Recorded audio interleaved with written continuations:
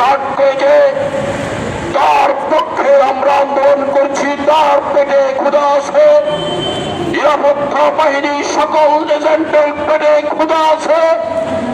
সকলের পক্ষে আমরা সিভিলের পক্ষ থেকে কর্মসূচি নিয়ে এগিয়ে যাচ্ছে।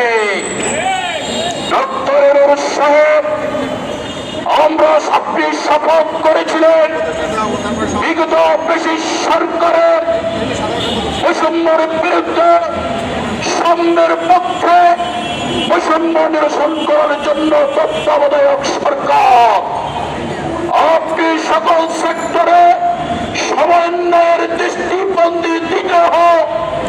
এ কিন্তু আমরা যারা 18 কোটি মানুষের সেবক, আজকে যে সমস্ত রাজনীতির দল নিয়ে আপনি খেলছেন, তারা সরকার গঠন করবে।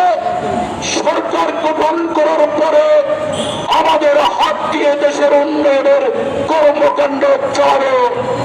আমরা সেই সমস্ত উন্নয়নের হাতিয়ার আমরা 22 লক্ষ উন্নয়নের করবে 46 লক্ষ হাত।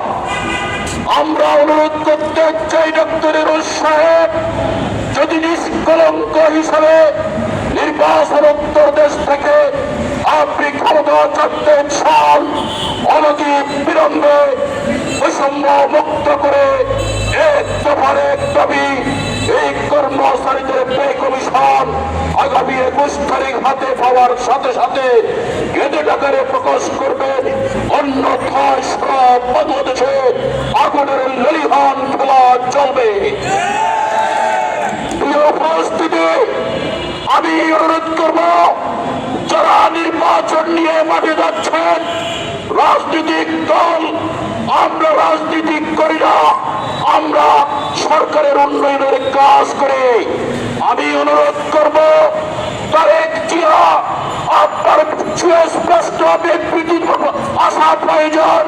আমি মনে করব জামাতের আমির ডক্টর শফিকুর রহমান আপনার সুস্পষ্ট এক দফার দাবির উপরে বক্তব্য আসা উচিত।